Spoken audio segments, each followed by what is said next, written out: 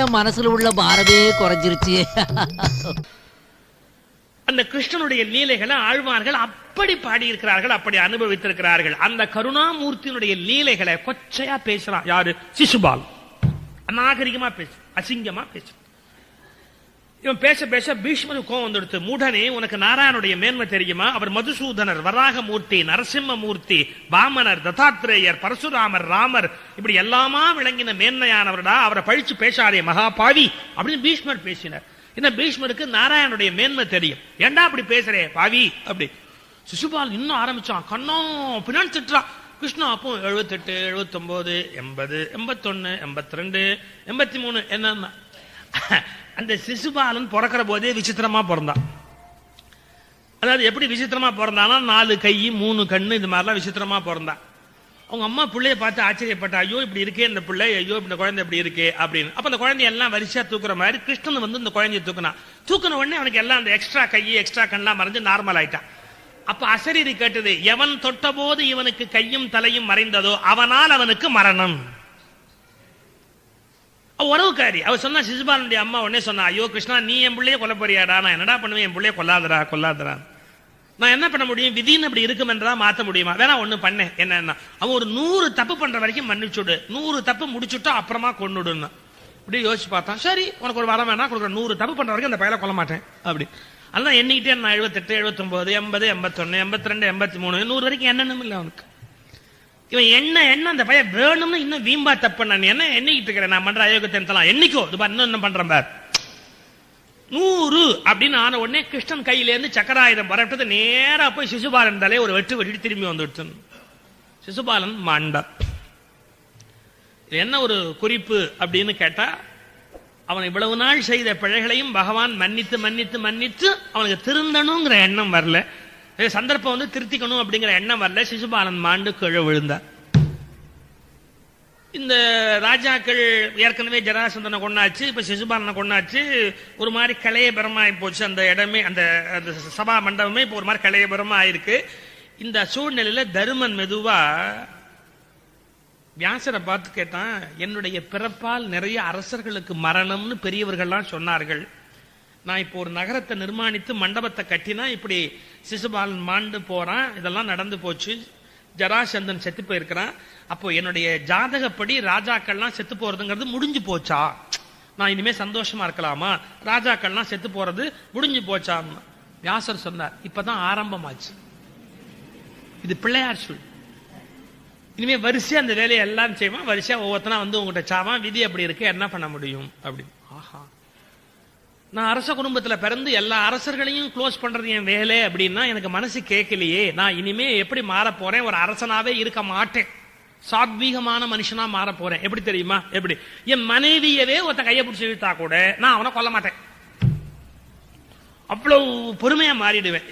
யாருக்கும் கோவம் வரக்கூடிய விஷயம், அந்த நிலையில கூட நான் பொறுமையா இருப்பேன், நான் கோவப்படாம இருப்பேன். நான் கோவப்படாமையே இருந்துட்டா ராஜாக்கள் சாக மாட்டாங்க இல்லையா. வியாசர் சொன்னார், லேட்டா சாவாங்க, அன்னைக்கு வேணா சாகாம இருக்கலாம், அடுத்த நாள் சாகாமையா இருப்பான், கோவம் வராமையா இருக்கும், ஒரு நாள் லேட்டு ஒரு நாள் வராதா.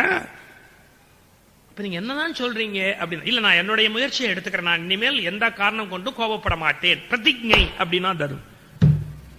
எல்லாம் முடிஞ்சு போச்சு, எல்லாம் அவர்களுடைய ஊருக்கு திரும்பினார்கள். எல்லாம் அவங்க ஊருக்கு திரும்பி இருந்த போது, அவர்கள் ஊருக்கு அங்க திரும்பி போன பிறகு இந்த யாகம் எப்படி நடந்தது, இந்த யாகத்தினுடைய மேன்மை என்ன அப்படிங்கறத பத்தி எல்லாரும் பேச ஆரம்பித்தார்கள். எங்க ஒவ்வொரு ஊர்லயும் போய். அது மாதிரி அர்ச்சனாபுரத்துக்கு போன உடனே துரியோதனால சாப்பிட முடியல, தூங்க முடியல, மனசு அவனுக்கு அதே நினைப்பு, அவன் எப்படி வசதியா இருக்கிறான், அவனுக்கு என்னென்ன பொருள் கிஃப்டா வந்தது, என்னென்ன நன்மை வந்தது, ஒன்னொன்னா யோசித்துக் கொண்டே இருக்கிறான். நீங்க அடுத்தவங்க நல்லா இருக்கிறத நாம நினைச்சு கஷ்டப்படுறதுன்னு ஆரம்பிச்சா நம்ம எப்படிங்க நிம்மதியா இருக்க முடியும். நான் நல்லா இருக்கணும்னு ஆசைப்பட்டா ஒன்றும் தப்பே கிடையாது, நான் நல்லா இருக்கணும், வீடு கட்டணும், கார் வாங்கணும், நகை வாங்கணும், சௌக்கியமா இருக்கணும், உதவணும், எல்லாருக்கும் சாப்பாடு போடணும், சந்தோஷமா சேர்ந்து சாப்பிடணும், நோய் இல்லாம நொடி இல்லாம வாழணும், சந்தோஷமா போய் சேரணும், இது நினைச்சா ஒன்னும் தப்பே கிடையாது. இது எல்லாரும் நினைக்கலாம். எழுத்து வீட்டுக்காரன் நல்லா இருக்கக்கூடாது, அவன் தூக்கி உள்ள வச்சு பார்க்கணும், அவன் வீணா போகணும், இவன் இல்லாம இருக்கணும், அவன் சந்தோஷமா இருந்தா எனக்கு ஆகவே ஆகாது, அவன் சிரிக்கவே கூடாது, எவனுமே சிரிக்கக்கூடாது, இப்படிலாம் முடிவு பண்ணா நம்ம எப்படி நிம்மதியா இருக்கிறது. இன்னைக்கு ஒரு பெரிய ஆச்சரியமே என்னன்னு கேட்டா, எல்லாரும் அவன் சந்தோஷத்தை அடுத்தவன் துக்கத்துல வச்சிருக்கிறான். அவன் துக்கப்பட்ட நான் சந்தோஷமா இருப்பேன், அவன் நல்லா இருந்தா நான் வருத்தமா இருப்பேன். இது எப்படி முடியும்? நான் வீடு வாங்கணும்னு நான் நினைக்கிறேன், அதே மாதிரி இன்னொருத்தன் வீடு வாங்கப்படுது. நானும் வீடு வாங்கி அவனும் வீடு வாங்கிட்டா அப்புறம் எனக்கு என்ன மரியாதை இருக்கு அப்படின்னு. ஏன் மரியாதை என்ன? 2 பேரும் வீடு வாங்க கூடாது? நான் வாங்குற போது அவனும் வாங்கிட்டானா அப்புறம் எனக்கு என்ன மரியாதை இருக்கு? நான் மட்டுமே வாங்கணும், அவன் வாங்காம இருக்கணும். இல்ல முடிஞ்ச பட்சம் தான் என்னன்னா, நான் வாங்காம இருந்தாலும் பரவாயில்லை, அவன் வீட்டை வித்துடணும். நெகட்டிவ். இதெல்லாம் என்னன்னா துரியோதன மென்டாலிட்டின்னு பேர். See, he is always unhappy. சில பேர் நீங்க பாத்தீங்களா, எப்பவும் சந்தோஷம் இல்லாம இருப்பாங்க, எப்பவும் சந்தோஷம் இல்லாம. கல்யாண வீட்டுல வந்தா கூட உம்முன்னு உட்காந்துருப்பாங்க. ஏன் ஒரு மாதிரியா இருக்கு கல்யாண வீட்டுல? இன்னும் பெரிய கல்யாணம் பண்ண ரொம்ப வாழ்ந்து போயிட்டான் இருக்கும். சரி, அப்புறம் ஏன் கல்யாணத்துக்கு வந்த? வீட்டுல இருக்க பிடிக்கல, என்ன இழவோன்னு பாக்கிறதுக்கு. இது கல்யாணம். என்ன கல்யாணம் ஒண்ணுதான், கருமாதியும் ஒண்ணுதான். அப்படி பேசுவோம். சரி சாப்பிட வரியா? வந்து தொலைக்கிறேன். இந்த பரிமாற ஏப்பா அந்த பாயசத்தை போட்டு தொலையன், அது தொலைக்கணுமா உங்களுக்கு? போட்டு தொலையன். எல்லாத்திலையும் வெறுப்பு, எல்லாத்திலையும் எரிச்சல், எல்லாத்திலையும் ஒரு துக்கம். இவர்கள் எப்பவுமே மகிழ்ச்சியா இருக்க மாட்டாங்க. இன்னொன்னு சொல்ல மாதிரி 4-5 பேர், நான் இதுல எழுதிருக்கேன், விகடன்ல எழுதும்போது எழுதிருந்தேன். 4-5 பேர் சேர்ந்து வீட்டுல பிளான் பண்ணுவோம், ஒரு ஃபேமிலிக்குள்ளேயே எல்லாரும் ஜாலியா வெளியே போலாமா, போலாம், எங்க போலாம், எங்க வேணாலும் போலாம், வாங்க போலாம் அப்படின்னா, ஒரே ஒரு ஆள் அந்த சந்தோஷத்தை கெடுப்பாங்க. ஏன்னா நான் வரல. ஏன் வரல எதுக்கு வரலன்னு கேட்காதீங்க. நான் வரலன்னா வரல. ஏன் உனக்கு தான் வேலை இருக்கு? ஆமா, என் வேலை என்னன்னு எத்தனை நாளா கேட்டுருக்கீங்களா? இன்னைக்கு மட்டும் ரொம்ப பெருசா கேட்டு அப்படி இந்த மாதிரி நடிக்காதீங்க, என்கிட்ட நடிக்காதீங்க. நான் வரலன்னா வரல. சரி, அப்ப யாரும் போக வேண்டாம், நீங்களாம் போங்க, ஜாலியா போங்க, நீங்க போங்க. அது ஜாலியாங்கிறத நெருப்பு மாதிரி சொல்லுவாங்க. நீங்களும் ஜாலியா போங்க. அது நான் இல்லாம போனீங்களா இன்னும் சந்தோஷமா போயிட்டு வரீங்க, போயிட்டு வாங்க, போங்க. என்ன குணம் அது? அதாவது அடுத்தவங்க சிரிச்சுட்டா பிடிக்காது, சந்தோஷமா இருந்தா பிடிக்காது, மகிழ்ச்சியா இருந்தா பிடிக்காது. எல்லாரும் தள்ளி மண்ணள்ளி போடணும், தான் தள்ளி மண்ணள்ளி போட்டுக்கணும், எல்லாரும் துக்கமாவே இருக்கணும். இதெல்லாம் மனநோய். எத்தனை வீடுகள் அப்படி இருக்காங்க தெரியுமா? சந்தோஷமாவே இருக்க மாட்டாங்க, யாரும் சந்தோஷமா இருக்க மாட்டாங்க. இந்த மாதிரி நோயிலிருந்து வெளியே வரணும். இது நான் சொல்றேன், வாழ போற காலம் கொஞ்சம், லைஃப் வெரி ஷார்ட் ஸ்பேன். நமக்கு ஏதோ கொடுத்துருக்கான் கடவுள், கொஞ்ச நாள், எவ்வளவுன்னு தெரியாது யாருக்கு. ஜோசியம் சொல்ற ஜோசியம் எப்ப போறான்னா அவனே தப்பா போட்டுருப்பான். அவனுக்கு தெரியாது, மறுநாள் கிளம்புற போறான்னு அவனுக்கே தெரியாது, அவன் சொல்லிட்டு திரிக்கிறான் நமக்கெல்லாம். நான் உங்களை இன்சல்ட் பண்றேன்னு நினைக்காதீங்க, எவ்வளவு மாறுதுன்னு நினைக்கிறீங்க, போட்ட கணக்கெல்லாம் எவ்வளவு தப்பா போகுது. அப்புறம் கேட்டா ஏன் மாறி போச்சுன்னா, இல்ல நான் வாக்கிய பஞ்சாங்கப்படி போட்டேன், திருக்கணித பஞ்சாங்கப்படி அவர் போயிட்டாரு அப்படின்னு. என்ன மண்ணும் போறவன் போய் சேர்றா, நம்ம என்ன மாத்த முடியுது? இருக்க போறது கொஞ்ச நாள், இரு வரைக்கும் நிம்மதியா இருக்க வேணாமா, சந்தோஷமா இருக்க வேணாம். எப்ப பாரு சந்தோஷத்தை கெடுத்துக்கிட்டே சில பேர் வீட்டுல வந்திருப்பான். ஏதாவது ஒரு கார். சார் ஹோட்டலுக்கு போறோம், சாப்பிடணும்னு போறோம், எவ்வளவு சாப்பிட முடியும் ஹோட்டல்ல? ஒரு 2 ஐட்டம் 3 ஐட்டம் சாப்பிடலாம், ஒரு சாலிட் ஐட்டம் சாப்பிடலாம், ஒரு லிக்விட் சாப்பிடலாம், சூப் சாப்பிடலாம், அதுக்கப்புறம் ஒரு சன்னா பட்டோராவோ இல்லைன்னா ஒரு பரோட்டா சைட் டிஷ்ஷோ ஏதாவது ஒன்றும் சாப்பிடலாம். சாப்பிட்டு முடிச்சா அப்புறம் என்ன, ஒரு ஆரஞ்சு ஜூஸோ இல்ல ஒரு பாலோ மில்கோ, அவன் ஜௌரியத்துக்கு ஏற்ற மாதிரி, பர்ஸ் வசதிக்கு ஏற்ற மாதிரி ஒன்னு சாப்பிட்டு எழுந்து வெளியே வரலாம். என்ன சாப்பிட முடியும்? மிஞ்சி போனா டோட்டலா 4 ஐட்டம் தான் ஒரு ஹோட்டல் போனா சாப்பிட முடியும். ஸ்வீட் அப்புறம் ஒன்னு, அப்புறம் காஃபியோ பாலோ சாப்பிட்டு எழுந்தா 4 ஐட்டத்துக்கு மேல மனுஷனால் திங்க முடியாது. தானே முடியும் ஹோட்டலுக்கு போன. நீங்க சந்தோஷமா வெளியே வரணுமா இல்லையா? அப்ப போனோம்ப்பா, சந்தோஷமா ஹோட்டலுக்கு சாப்பிட்டோம். சில பேர் அப்போ சந்தோஷமா வர மாட்டான். அந்த போர்டு எப்படி பார்ப்பான், 32 ஐட்டம் போட்டிருக்கான், நான் 4 தான் சாப்பிட்டேன், இன்னும் 28 ஐட்டம் சாப்பிடவே, இன்னும் எவ்வளவு சாப்பிடணும்னு எனக்கு ஆசை, சாப்பிடவே இல்லை. என்ன சாப்பிட்டோம் அப்படின்னா, நீ என்னைக்கும் துக்கமா இருக்கணும். 32 ஐட்டம் என்னைக்கும் மொத்தமா திங்க முடியுமா? என்ன சாப்பிட்டுமா சந்தோஷப்பட்டு எழுந்து வெளில வருமா, என்னென்ன சாப்பிடல லிஸ்ட் எடுத்துக்கிட்டு நம்ம துக்கமா வெளியே வருது. இந்த கல்யாண வீட்டுல சில பேர் பாத்தீங்கன்னா இலையில மூக்க பிடிக்க சாப்பிட்டுட்டு கை கழுவ போற இடத்துல அந்த அண்டாலாம் வச்சிருப்பான், அத பரிதாபமா பார்ப்பான். அது இவ்வளத்தையும் நம்மளால திங்க முடியலையே அப்படின்னு அதெல்லாம் அப்படி பாத்துக்கிட்டே வரும். அட பாவி, அண்டாவா திங்க முடியுமாடா? அது இன்னும் 10 பேர் திங்கிறது தாண்டா வச்சிருக்கிறான், அது அப்படியே பரிதாபமா அப்படியே பார்ப்பான். அடப்பாவி, அதாவது இவன் என்ன தின்னாலும் சந்தோஷமே இல்ல, என்ன திங்கலையோ அது மனசுலயே நிக்குது அப்படின்னு. நான் எதுக்காக இதை டிஸ்கிரைப் பண்றேன்? என்றோ வாழ்ந்த துரியோதனை பற்றி எனக்கு எள்ளளவும் கவலை இல்லை. இன்றைக்கும் மகிழ்ச்சி குறைவாக வாழுகிற ஒவ்வொரு மனிதர்களை பற்றியும் நான் அக்கறையோடு சொல்லுவேன். பி ஹாப்பி, ஆனந்தமாக இருங்கள், ஆனந்தமாக இருங்கள். வாழ்க்கை மகிழ்வதற்கு தரப்பட்டது. இது ஒரு திருவிழா. வாழ்க்கை நமக்கு கொஞ்ச நேரம் இருக்கு, அதை சந்தோஷமா கொண்டாட்டு போயிடுச்சு. அழுது வடிஞ்சு எப்ப பார்த்தாலும் ஒப்பார வச்சுக்கிட்டு இருந்த பாருங்க, ஈஸ் அன்ஹாப்பி. துரியோதன் ரொம்ப வருத்தத்தில் இருக்கிறான். ஏன் வருத்தமா இருக்கான்? தருமன் நல்லா இருக்கானு வருத்தமா இருக்கிறான். நாம எழுதுறோம் பாருங்க, எப்படி சொல்றாரு பாருங்க. இதுல இருந்து நான் பாரதியாருடைய பாஞ்சாலி சபதத்துக்கு போறேன். வில்லிபுது பாரதத்தை கொஞ்சம் ஒதுக்கி வச்சுட்டு மகாகவி பாரதி பாஞ்சாலி சபதம் பாடி இருக்கிறார். பியூட்டிஃபுல், அருமையான கவிதை பாரதியினுடைய கவிதை. பாரதி ஏன் பாஞ்சாலி சபதம் பாடினார், அது ஒரு பெரிய கதை. அதாவது இந்தியா விடுதலை அடையணும்னு பாரதி நினைக்கிறான். அப்ப பாஞ்சாலி சபதம் பண்ணின உணர்ச்சியை கொண்டு வந்தா இந்தியனுக்கு ரோஷம் வரும் அப்படின்னு முடிவு பண்ணினான். பெரிய பாரத கதையில அந்த பாஞ்சாலி சபதம் பண்ற பகுதியை மட்டும் எடுத்து அதை ஒரு பெரிய காவியமா பாடுகிறார் மகாகவி பாரதி.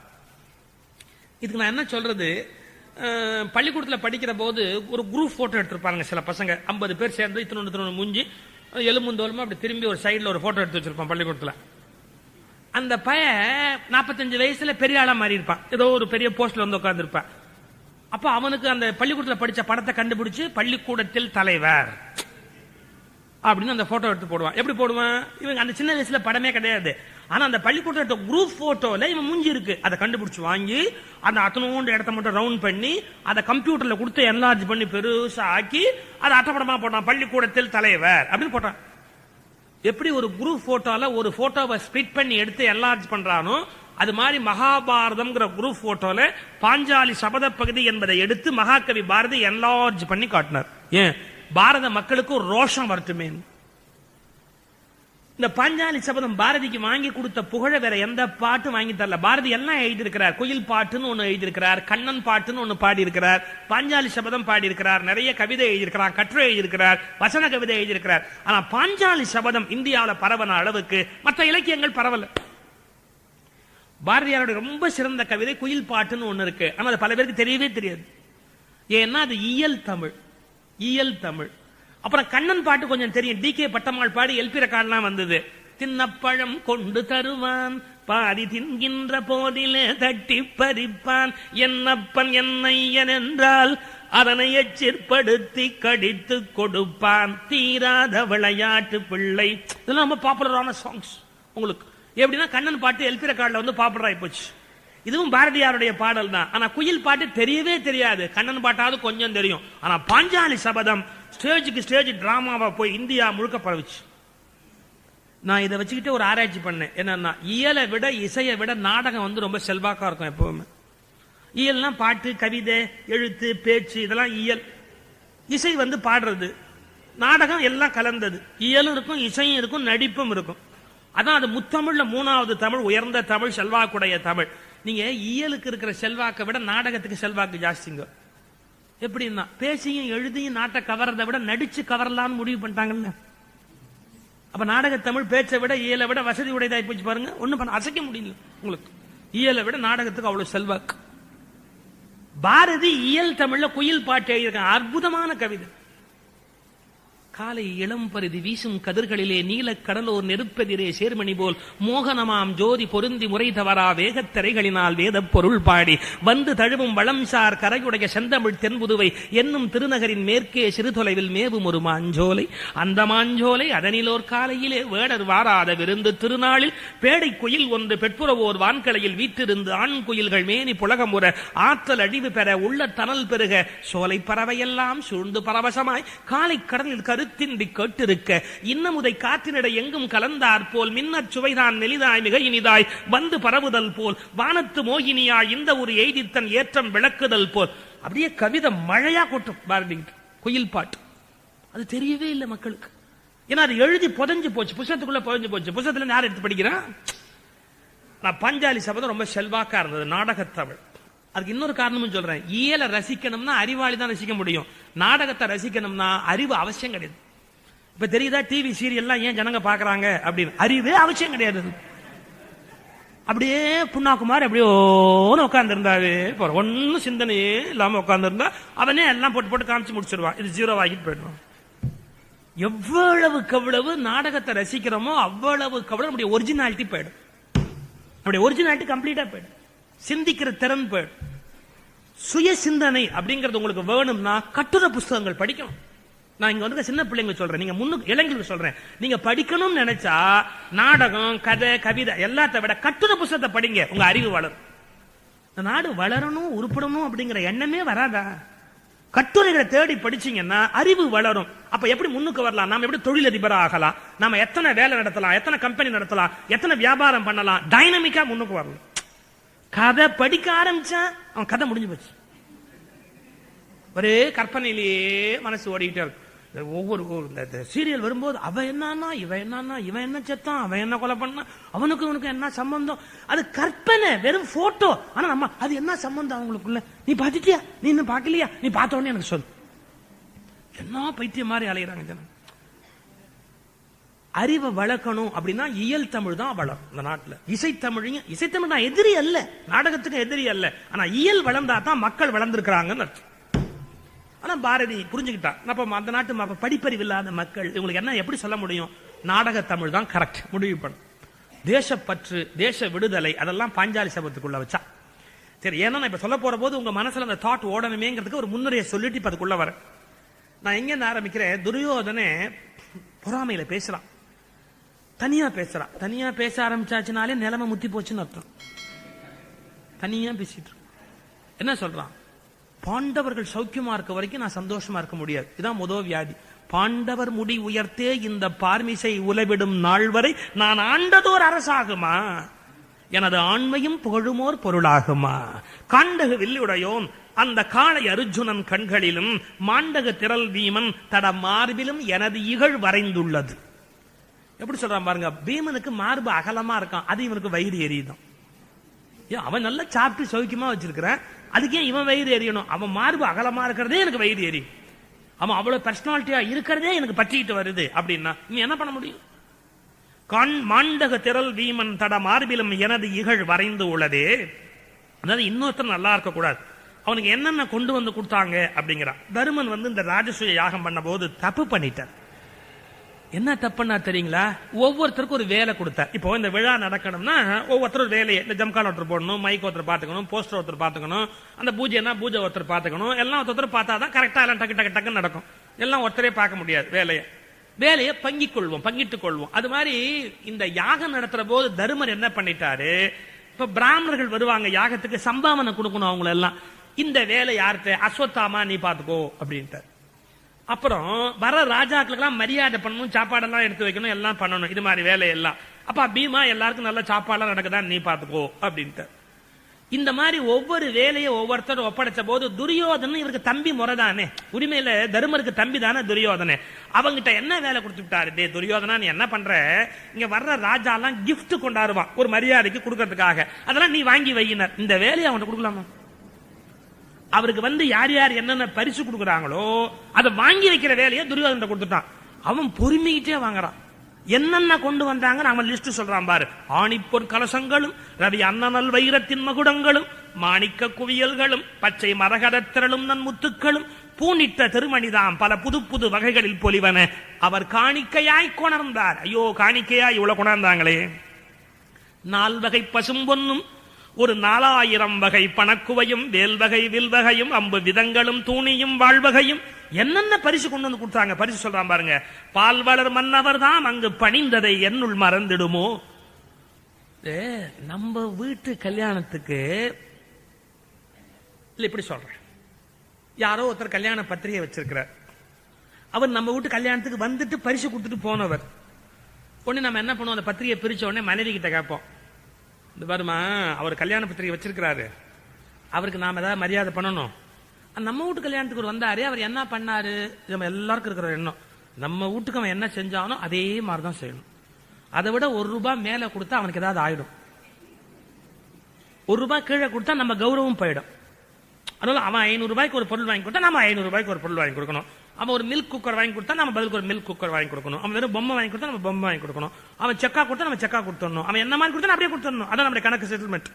இதான் நம்ம பழக்கம். நம்ம கேட்போம், வீட்டுல கேட்போம், ஏம்மா நம்ம வீட்டு கல்யாணத்துக்கு வந்தாரு, அவர் என்ன கொண்டு வந்தாரு ஞாபகம் இருக்குதா அப்படின்னு. அந்த அம்மா சொல்லு, நான் எத்த கண்டேன் எனக்கு என்ன தெரியும், எனக்கு கல்யாணத்துல எங்கேயோ நான் பாட்டுக்கு சுத்திக்கிட்டே எனக்கு ஞாபகமே இல்லை. அப்ப நம்ம எதிர் வீட்டுக்காரங்க உட்கார்ந்து இருக்கிற யார கேக்குறீங்க அப்படின்னா, அதான் அந்த ராமச்சந்திரன் வந்தாரு, அவர் என்ன அவர் எவர் சொல்ல கொண்டாந்தாரு, அவன் லிஸ்ட் வச்சிருக்கான் கரெக்டா. நம்ம வீட்டுக்கு யார் யார் என்னென்ன கொடுத்தாங்கன்னு அவன் ராத்திரியே எழுதி வச்சுட்டான். அவன் லிஸ்ட் கரெக்டா வச்சிருக்கான், நமக்கு என்னென்ன வந்தது அப்படின்னு. நான் வேற ஒரு ஊர்ல இருந்த போது கோயம்புத்தூர்ல இருந்தேன். நான் காரை இப்படி வெளியே எடுத்தேன்னு வச்சுங்க, வீட்டை விட்டு சாயங்காலம் ஆச்சுன்னா காரை வெளியே எடுத்தேன்னா ஒருத்தர் இருந்தார் அங்க பக்கத்துல. அவர் எண்ணிக்குவார் எனக்கு எவ்வளவு ப்ரோக்ராம், அதுக்கு என்ன பணம் வரும், அவர் லிஸ்ட் பண்ணிட்டு உட்காந்துருப்பாரு. கார் வெளியே சாயங்காலம் புறப்பட்டாலே அவர் சார் மீட்டிங் போறாரு. அப்ப நான் வேற இடத்துக்கே போக மாட்டேன்னா, ஒரு கோயில் குளத்துக்கு போக மாட்டேன்னா அவரே சொல்லுவார் உங்களுக்கு இந்த மாசம் ஒரு 18 தடவை மீட்டிங் இருக்குமே, அவர் கணக்கு போடுவார். நமக்கு மறந்து இருக்கும், அவர் டான்னு சொல்லுவார். எவ்வளவு பேர் எவ்வளவு வேலை பாக்குற பாரு, நமக்கா நம்ம வேலையை அவன் பார்த்துக்கிட்டு இருக்கிறான். இவன் சொல்றான் என்னென்ன பரிசு கொடுத்தாருன்னு சொல்றான் பாருங்க. வரவெல்லாம் என்னென்ன கொடுத்தானா இதெல்லாம் லிஸ்ட் சொல்லிட்டு, இதெல்லாம் யாரு கொடுத்தா, கிழவியர் தபசியர் போர் பதம் கிடிக்கதை படிப்பவன் பொறுமை என்றும் பழவினை முடிவென்றும் சொல்லி பதுங்கி நிற்போன் மரத்தன்மை இல்லான் வழவழ தருமனுக்கு. எப்பவுமே குழகுழன்னு பேசுறவன் தருமன், வெட்டு ஒண்ணு துண்டுலாம் கிடையாது. வழவழ தருமனுக்கு இந்த மாநில மன்னவர் தலைமை தந்தார். தம்பியர் தோல்வலியால் இவன் சக்கரவர்த்தி என்று உயர்ந்ததும். இவன் என்ன பெரிய சக்கரவர்த்தி, தம்பியினுடைய தயவுனால பெரிய ஆளா காட்சி கொடுக்கிறான். இவனுக்கு எப்படி பொறுத்திடுவேன், இவன் இளமையின் வளமைகள் அறியேனா. எனக்கு தெரியாதா இவனை பத்தி, இவன் பெரிய சக்கரவர்த்தின்றாங்களே, இவன் சின்ன வயசுல எப்படி இருந்தான்னு தெரியாதா. இதுவும் இன்னைக்கு நீங்க சந்திக்கிற மக்கள் பல பேர் மனசுல இருக்கிற ஒரு நோய். நம்ம யாராவது சொல்லி இப்ப நல்லா பாடுறாருல்ல, பிரமாதமா பாடுறார், ஒரு பெரிய பாடகர் இன்னைக்கு புகழ் உச்சியில இருப்பார், அவரை பத்தி நம்ம சந்தோஷமா சொல்லுவோம். ஒருத்தட்ட அவருக்கு பக்கத்து தெருவில் இருப்பாரு, இல்ல உறவுக்காரரா இருப்பாரு, அவர் சொல்லிட்டு இருப்போம். உங்களுக்கு கூட உறவுன்னு சொன்னீங்கல்ல, அவர் நல்லா பாடுறார் பிரமாதமா. என்ன பாடுற 10 வயசுல ஆஃப் டிராயரோட அலைஞ்சான். இது என்ன இப்போ என்னன்ற, இப்போ 10 வயசுல ஆஃப் டிராயர் தான் போட்டிருப்பேன். என்ன அதனால என்ன தப்பு போச்சு. அவன் எனக்கு அன்னையிலேருந்தே தெரியும். அவன் அன்னையிலே தெரியுமே, ஒரு கீர்த்தனை உன்னால பாட முடியுமா, அவன் எப்படி பாடுறான். அதாவது அந்த சின்ன வயசுல அவன் மூக்கு ஒழுகிட்டு நின்னான். இது ஒரு விஷயமா சொல்லுவாங்க. சின்ன வயசுல எல்லாருக்கும் தான் மூக்கு ஒழுகும், மூக்குன்னு ஒண்ணு இருந்தா ஒழுகுத்தான் செய்யும். அவன் இப்ப நல்லா பாடுறான்னா அவனை பத்தி அசிங்க அசிங்கமா கமெண்ட் வச்சிருக்க வந்திருக்கும். அது சாதாரணமான கமெண்ட், எல்லாருக்கும் லைஃப்ல நேச்சுரலா நடக்கக்கூடிய விஷயம். அதாவது அவனை புகழ்ந்துட்டா இவனால் தாங்க முடியாது. இப்ப என்ன பத்தி இன்னொருத்தர் சுகிஸ்வாமி நல்லா பேசுறாரு. என்ன பேசுறாரு அவரு, பேச்சு போட்டிக்கு போன போது மறந்ததெல்லாம் எனக்கு தெரியும். நம்ம ஸ்கூல்ல மறந்துதான் போவோம்.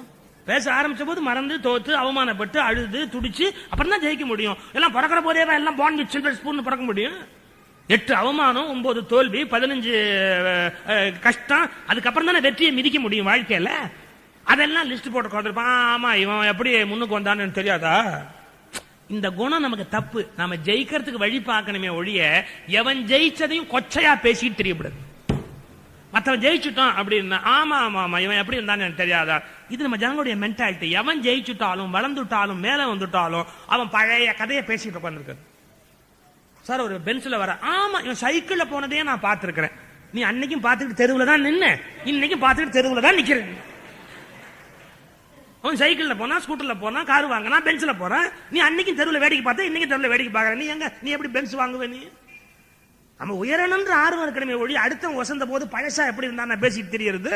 இப்ப துரியோதனன் சொல்றான் பாருங்க, இதெல்லாம் மோசமான மனோநிலை. அதுக்காச்சும் எப்படி சொல்றான் பாருங்க, இவன் இளமையின் வளமைகள் அறியேனும். சின்ன வயசுல எப்படி இருந்தான்னு எனக்கு தெரியாதா. அப்புறம் இவனுக்கு என்னென்ன கொடுத்தாங்க, செந்நிற தோல், கருந்தோல், அந்த திருவளர் கதலியின் தோலுடனே வெண்ணிற பொலித்தோல்கள், பல வேழங்களோடு அவற்றுடைய தோல்.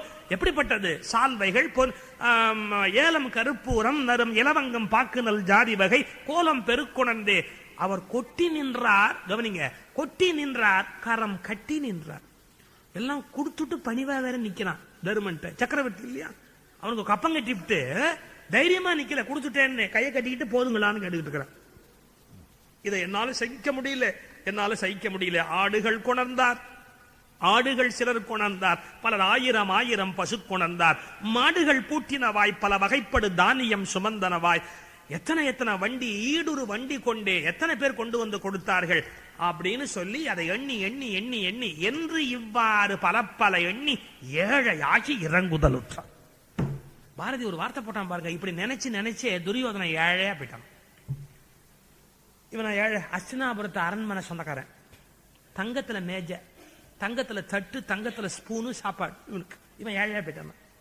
இன்னொன்னு பாருங்க, அவன் எப்படி எல்லாம் வசதியா இருந்தான், என்னென்ன பஞ்சம், அந்த படுக்கிற படுக்க அப்படிப்பட்ட தந்தத்து கட்டில். அவனுக்கு போட்டிருக்கிற நகை பல கோடி இருக்கும் துரியோதனுக்கு. அவனை பார்த்து பாரதி சொல்றான், இப்படி எண்ணி எண்ணி ஏழையாயிட்டான். எப்படி ஏழையாக முடியும்னா, இப்போ ஒரு உண்மை புரிஞ்சு போச்சா? செல்வம்ங்கிறது நமக்கு எவ்வளவு இருக்குங்கிறத பொறுத்ததல்ல, எவ்வளவு இருக்கிறதா நினைக்கிறோங்கிறத பொறுத்தது. செல்வம் என்பது சிந்தையின் நிறைவு. குமரகுருபர சுவாமிகள் ஒருத்த ஏழையா இருப்பான், ஆனா ரொம்ப கம்பீரமா இருப்பான். சில பேர் பணக்காரனா இருப்பான், அப்பவும் 10 பைசா கிடைக்குமான்னு எங்கிட்ட இருப்பான்.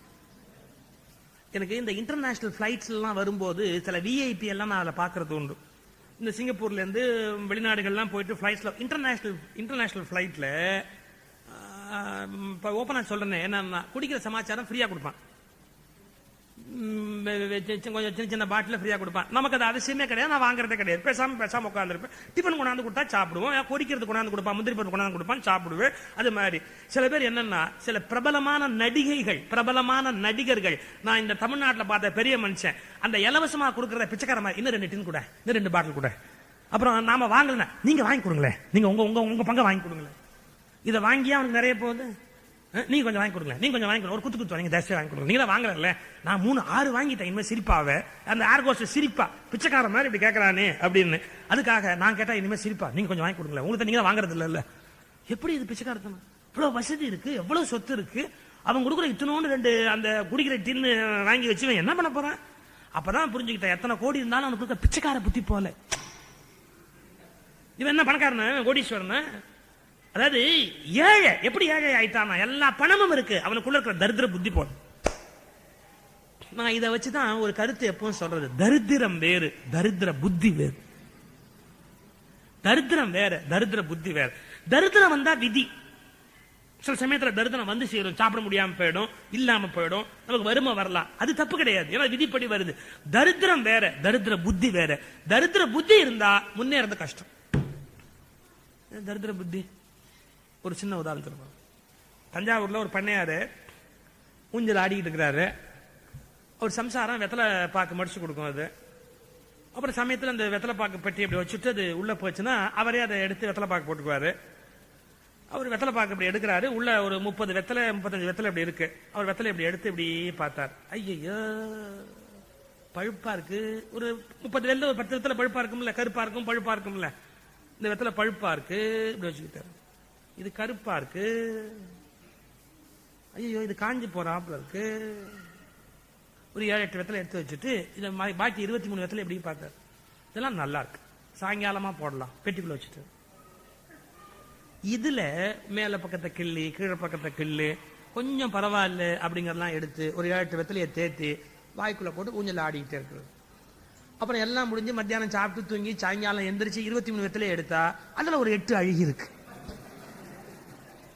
ராத்திரி உடனே சொல்றாரு, ஐயோ அழுகி இருக்கு, ஐயோ பழுத்து இருக்குது அப்படின்னு ஒரு 6-7 வெத்தலை எடுத்து நமக்கு வச்சுக்கிட்டு இதெல்லாம் நல்லா இருக்கு, அப்புறமா போட்டுக்கலாம். டபக்குன்னு பெட்டில மூடி வச்சுக்கிட்டு மறுபடியும் இதை வெட்டி கிட்டி அழுகு வெத்தலை எல்லாத்தையும் வாயில போட்டுக்கிட்டே இருக்காரு.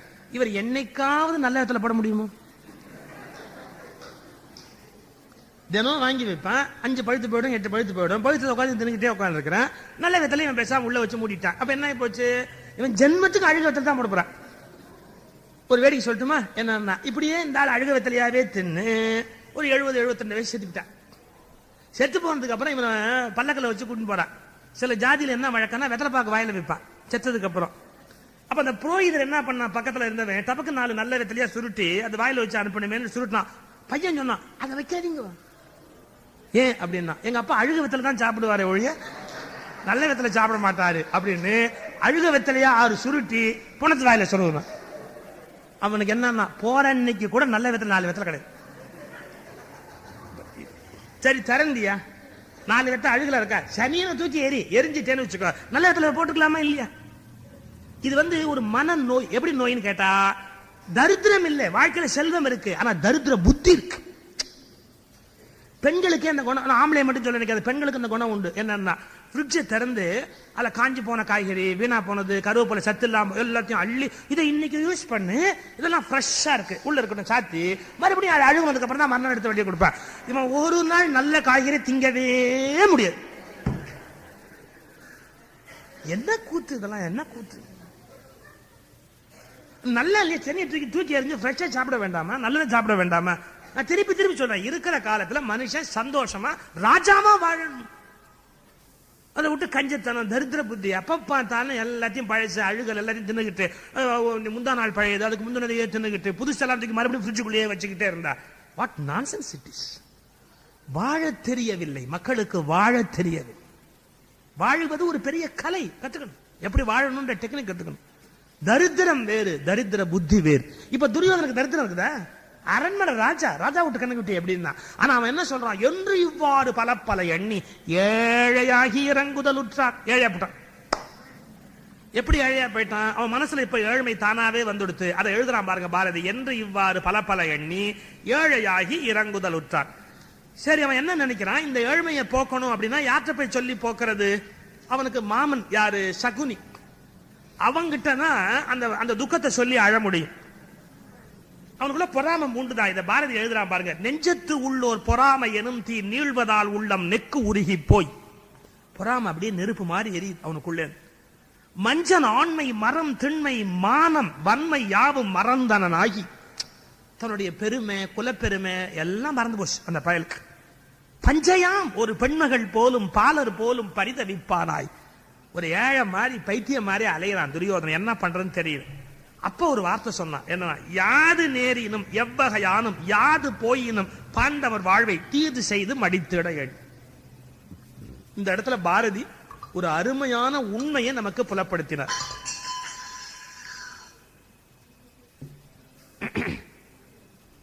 பாரதி என்ன சொல்றாரு, ஒரு முடிவு பண்ணிட்டான் துரியோதன. யாது நேரினும் யாது போயினும், எனக்கு என்ன நஷ்டமானாலும் பரவாயில்ல, என் கையை விட்டு எவ்வளவு போனாலும் பரவாயில்ல, அவனை தெருவில் நிறுத்தணும். தீது செய்து மடித்திட எண்ணி. பாருங்க, இந்த அட்வொகேட் கிட்ட சில பேர் பேசும்போதே சொல்லுவாங்க, கேட்டீங்களா சார், நான் நல்லா இருக்கனோ இல்லையோ அவன் தெருவில் வந்து நின்று, எவ்வளவு செலவானாலும் கேஸ் நடத்துங்க, வீட்டை வித்தாவது நான் கேஸ் நடத்துறேன், அவன் தெருவில் வந்து நிக்கணும். கடைசியில் அவனும் வீட்டை வித்துருவான், இவனும் வீட்டை வித்துருவான், அட்வொகேட் வீட்டை வாங்கிடுவான். ரெண்டு கிருக்கு பையிலும் வீட்டை வித்துட்டு இருப்பான். அது ரெண்டு பேரும் பேசி, நீ எடுத்துக்க, நீ எடுத்துக்க, முடிஞ்சு போச்சு. அண்ணனும் தம்பியோ சொத்து தகரா, என்னடா 10 அடி வேணுமாடா, எடுத்துக்கிட்ட பட, முடிஞ்சு போச்சு, கொடுத்தா முடிஞ்சு போச்சு. இது அட்வொகேட்டுக்கு அவ்வளவு பேர் ஊட்ட கொடுக்கறதுக்கு 10 அடி தம்பி கொடுக்க கூடாது. என்ன சண்டை, என்ன வைத்தியக்கார. அவன் ஒரு வார்த்தை சொல்லுவான், அவனை கொண்டு ஜெயிலுக்கு போனாலும் நான் போவேன். இது ஏதாவது சரியான வார்த்தையா? அவனை கொண்டு ஜெயிலுக்கு போனாலும் போவேன், ஆனா 1/2 இன்ச் நேரம் கொடுக்க மாட்டேன் சார். அவனை கொண்டு 14 வருஷம் ஜெயிலுக்கு போனாலும் போவேன். இந்த வார்த்தை அப்படியே துரியோதனன் சொல்றான் பாருங்க. யாது நேரினும் யாது போயினும், எனக்கு என்ன போனாலும் கவலை இல்லை, அவன் நல்லா இருக்கக்கூடாது.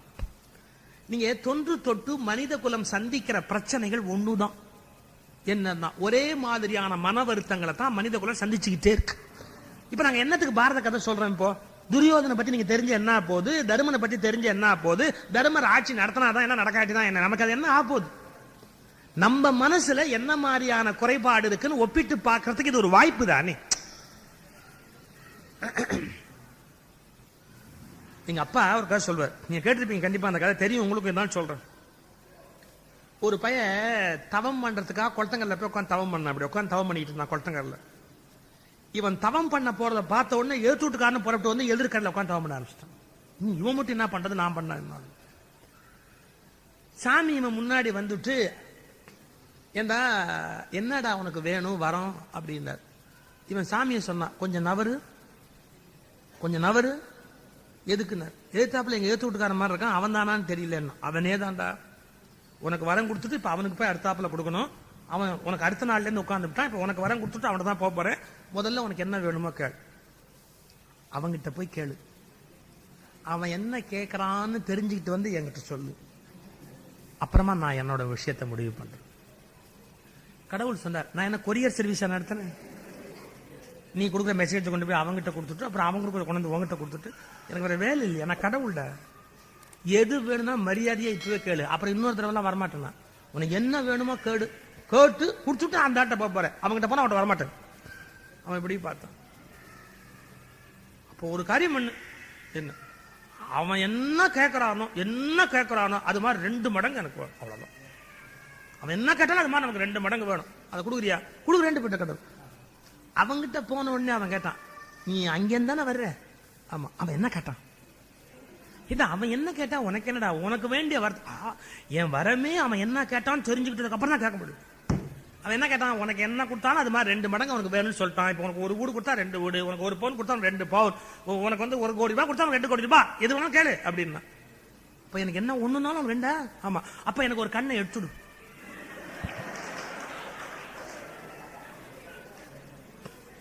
இவன் தவமும் வேஸ்ட், அவன் தவமும் வேஸ்ட். இன்னைக்கு உலகம் முழுக்க இதான் நடக்குதுங்க. உலகம் முழுக்க இதாங்க நடக்குது. ஏன்? அவன் நல்லா இருக்கக்கூடாதுன்னு தன்னை அழிச்சுக்கிறான், தன்னை அழிச்சுக்கிட்ட உடனே அவனும் அழிச்சுக்கிறான். ஏங்க, அமெரிக்கால ட்வின் டவர்ஸ்ல போய் பின்லேடன் ஆட்கள் மோதினாங்களே, அந்த 2 கட்டடத்தை இடிச்சதுனால இவங்களுக்கு என்ன வந்துருச்சு?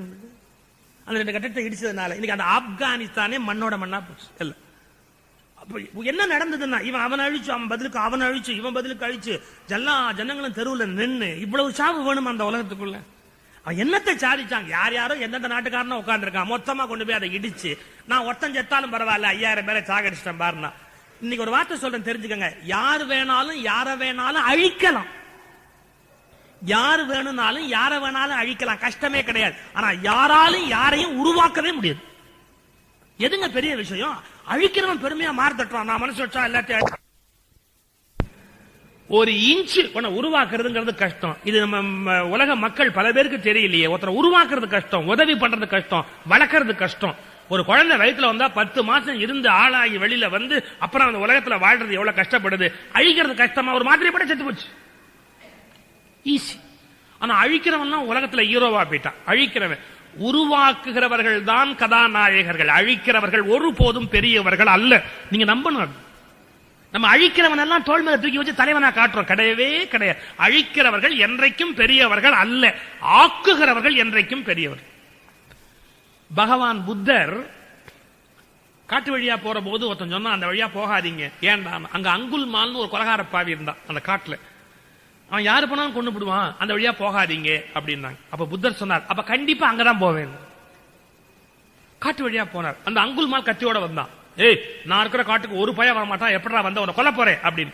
புத்தர் சொன்னார், கொல்லு, ஆனா 1 நிமிஷம் டைம். என்ன? எனக்கு ஒரே ஒரு உதவி செய்வியா? என்ன கொல்றதுக்கு முன்னாடி ஒரே ஒரு உதவி செய்வியா? புத்தர் அரஸ்டிங் பர்சனாலிட்டி, யாரும் அவரை மீறவே முடியாது. அவன் சொன்னா, அவனுக்கு என்ன வேணும் அப்படின்னா, அந்த மரத்துல இருந்து ஒரு இலையை பறிச்சு கொடு. இது பெரிய விஷயமா? போனா டப்புனு அந்த இலையை பறிச்சா, இந்தா அப்படின்னா. இது எனக்கு இலை வேண்டாம், மறுபடியும் அதை ஒட்ட வச்சிரு. மறுபடியும் அந்த இலையை ஒட்ட வச்சிரு. பைத்தியமா பிடிச்சிருக்கு, அந்த இலையால ஒட்ட வைக்க முடியாது. அதே தான் சொல்றேன், யார் வேணாலும் அதுல இருந்து அழிச்சுடலாம், ஆனா திரும்பி அதுல பொருத்த முடியாது, திரும்பி அதுக்கு வாழ்க்கை கொடுக்க முடியாது. யார் வேணாலும் ஒரு வாழ்க்கையை எடுத்துடலாம், திரும்பி வாழ்க்கையை கொடுக்க முடியாது. உன்னால வாழ்க்கை கொடுக்க முடியல, அப்புறம் ஏன் வாழ்க்கையை எடுக்கிற? நீ என் வாழ்க்கையை எடுத்துடலாம், ஆனா எனக்கு வாழ்க்கை கொடுக்க முடியுமா? அப்பதான் அங்குல்மால் யோசிச்சான், நான் எவ்வளவு வருஷம் ஒரு மிருகமா இருந்திருக்கிறேன். அவன் சேர்ந்து புத்த மதத்துல சேர்ந்து புத்தருடைய ஃபாலோயரா மாறினான். இது வரலாறு. யார் வேணாலும் யாரை வேணாலும் அழிக்கலாம், ஆனா யாராலும் யாரையும் உருவாக்கவே முடியாது. அழிக்கிறத சந்தோஷப்படுறான் பாருங்க, அவர்களை கொண்டாடுகிற மனோபாவத்தை மக்கள் விடணும். நம்ம ஊர்ல என்னன்னா, திருட்டு பயலுக்கெல்லாம் பெரிய பெரிய பட்டம், கடத்தல் மன்னன். அவன் என்னடா மன்னனானா? கடத்தல் மன்னன் அப்படிங்கிற எவ்வளவு கூத்து பாருங்க. என்னென்ன சமூகத்தை தப்பு பண்றானோ அவருக்கெல்லாம் ஹீரோவா டைட்டில் கொடுக்கறான். இதான் தப்பு. சரி, இவன் சொல்றான் கடைசியா துரியோதனை, என்ன போனாலும் பரவாயில்ல, யாது போயினும் யாது நேரினும் எவ்வகையானும் அந்த பாண்டவர்களுக்கு தீது செய்து மடித்திட எண்ணி செய்கை ஒன்று அறியான். அவனுக்கு என்ன பண்றதுன்னு தெரியல, அப்படியே தகச்சு போய் நிக்கிறான் துரியோதனை. அப்பதான் சரியா சேர்ந்தான் சகுனி மாமே. அவன் அந்த வீட்டோடு இருக்கிறான் மாமன். பழைய பழமொழி ஒன்று சொல்லுவான், கோச்சுக்காதீங்க. என்னன்னா, ஒரு குடும்பம் உருப்படாம போனோம்னா மாமனை கொண்டாந்து வீட்டை விட்டுட்டான்ட்டு. இன்னும் உருப்படாம போனோம்னா என்னன்னா, மச்சானி கொண்டாந்து விட்டுட்டு கம்ப்ளீட்டா உருப்படாம போடும். இதெல்லாம் ஒரு தியரி இருக்கு. நான் எடுத்து சொன்னா எங்க மனம் பல பேருக்கு காயப்படும், வேற வழி கிடையாது. அதெல்லாம் உட்காந்துட்டான் அந்த தாய் மாமன். யாரு? சகுனி உட்கார்ந்து இருக்கான், காந்தாரியினுடைய சகோதரன். அவன் ஆரம்பிச்சான் முதல்ல, அவனை பார்த்து புலம்புனான். எப்படி? உலகு தொடங்கிய நாள் முதலாக நம் சாதியில் புகழ் ஓங்கி நின்றார் இத்தருமனை போல் எவர் மாமனே. கேள்வி கேட்டுட்டே வராம பாருங்க. எதனை உலகில் மறப்பினும் யானினி மாமனே, இவர் யாகத்தை என்று மறந்திடல் என்பது ஏது காண். மாமனே, இது மாதிரி ஒரு காட்சியை உலகத்தில் எங்கேயாவது பாப்பிட முடியுமா? கண்ணனுக்கு முதல் உபசாரங்கள் காட்டினார் சென்று கண்ணில்லாத தந்தைக்கு இச்செயல் நாட்டுவாய். கண்ணபெருமானுக்கு போய் முதல் மரியாதை கொடுக்கறானே, நாம இங்க உட்கார்ந்து இருக்கமே, எங்க அப்பாட்ட போய் சொல்லு, புத்தி கேட்டிருக்கான் பாரு எங்க அப்பா, அவங்ககிட்ட போய் சொல்லு, தந்தைக்கு இந்த வார்த்தையை சொல்லு, உங்க புள்ள எவ்வளவு ஏழையா போயிட்டான் பார், கையில காய்ச்சல் இல்லாம உட்கார்ந்து இருக்காம, எவ்வளவு பெரிய பணக்காரன் ஆயிட்டான் பார், யார் தருமன், அந்த வார்த்தையை போய் சொல்லு. நான் இங்க இன்னொரு சின்ன விஷயம் ஐ வாண்ட் டு டிஸ்கஸ், உங்களுக்கு ஒரு ஒரு ஒரு கான்செப்ட புரிய வைக்கிறதுக்காக சொல்லணும். ஒரு மனுஷனுடைய வாழ்க்கை லட்சியம் என்ன அப்படின்னு பெரியவங்க ஆராய்ஞ்சு 4 முடிவு சொல்லிட்டாங்க. அறம், பொருள், இன்பம், வீடு, இதுக்கு மேல கிடையாதுங்க. தர்ம, அர்த்த, காம, மோக்ஷ அப்படின்னா அறம், பொருள், இன்பம், வீடு. திருக்குறள் எப்படி இருக்கு? அறத்துப்பால், பொருட்பால், காமத்துப்பால். வீடுங்கிற மோட்சத்தை திருவள்ளுவர் எழுதல. ஏண்டா எழுதலன்னா, இது 3 கரெக்டா இருந்தா அவன் வீடுங்கிற மோட்சத்தை அடைஞ்சிடுவான். அதை சொல்ல வேண்டிய அவசியமே கிடையாது. இந்த தர்ம, அர்த்த, காம, மோட்சல அறம், பொருள், இன்பம், இது 3ஐயும் நீங்க உலகத்துல கடைபிடிக்கணும். கடைபிடிக்கிற போது கம்பேர் பண்ணியே தீரணும். அவரோட தர்மத்தோட நான் தர்மமா இருக்கிறேன்னா, அவரை மாதிரி நான் அதர்மமா இருக்கிறேன்னா, கம்பேர் பண்ணாம நீங்க ஒரு முடிவுக்கு வர முடியுமா? முடியாது. நான் நேற்றுக்கு சொன்னேன் பிள்ளைங்களை கம்பேர் பண்ணக்கூடாதுன்னு. ஆனா சில சமயத்துல கம்பேர் பண்ணி தான் ஒரு முடிவுக்கு வரணும். இவன் நல்லவனா கெட்டவனா, இவன் பணக்காரனா, இவரை விட இவன் பணக்காரனா இல்லையான்னு தான் கம்பேர் பண்ணணும். நாமளே கம்பேர் பண்ணாதான் கொஞ்சம் மேல வர முடியும். அவர் மாதிரி நம்ம இல்லையே, இவர் மாதிரி நம்ம இல்லையே, கம்பேர் பண்ணணும். எதுல? 3 விஷயத்துல, அறம், பொருள், இன்பம். அறம்ங்கிறது தர்மம். தர்மத்துல யாரோட கம்பேர் பண்ணணும்? நம்ம கம்பேர் பண்ணிக்கிறோம். பகவான் ராமகிருஷ்ணர் காஞ்சிபுரத்தில் 100 ஆண்டு ஒரு சங்கராச்சாரியார் வாழ்ந்தாரு, அவரு, ரமண மகரிஷி, சேஷாத்ரி சுவாமிகள், அது மாதிரி பெரிய பெரிய மகான்களோட கம்பேர் பண்ணிட்டு அவங்களாம் எவ்வளவு ஞானியா இருந்தாங்க, எவ்வளவு ஒழுக்கமா இருந்தாங்க, எவ்வளவு மேன்மையா இருந்தாங்க. நான் அப்படி இல்லையே, இப்படி வீணா போறனே, குடிக்கிறனே, இப்படி வீணா போறனே, சீட்டாடுறனே, பணத்தை அழிக்கிறனே, நான் ஒழுக்கம் இல்லாம இருக்கிறனேன்னு உணரணும் இல்லீங்களா? யாரோட கம்பேர் பண்ணணும்? அறத்தில் உயர்ந்த மகாத்மா காந்தி, பகவான் ராமகிருஷ்ணர், ரமணர், அவங்களோட கம்பேர் பண்ணணும். கோச்சுக்காதீங்க, நம்பால் யாராவது தர்மத்துல உயர்ந்தவங்களோட கம்பேர் பண்றாங்களா?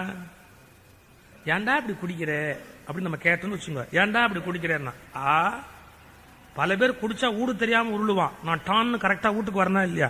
அவனோட கம்பேர் பண்ணா நான் 1000 மடங்கு பெட்டர். யாரோட கம்பேர் பண்றான் பாத்தீங்களா? குடிச்சு விட்டு உருள்றவனை விட இவன் கரெக்டா வீட்டுக்கு வரானா, ஆனாலும் இவன் பெரிய ஆளும். இந்த கம்பேர் பண்ண வேற ஆளே ஆப் இல்லையா? அப்போ அறப்பொருள், அற விஷயங்களில் யாரோடு ஒப்பிட வேண்டும்? நம்மை விட மேம்பட்டவரோடு ஒப்பிட வேண்டும் இல்லைங்களா? இப்ப அடுத்த விஷயம் சொல்றேன். அறத்தில் உன்னை விட மேலானவரோடு ஒப்பிட வேணும்னா, பொருளாதார விஷயத்துல, பணத்துல யாரோட ஒப்பிடணும்?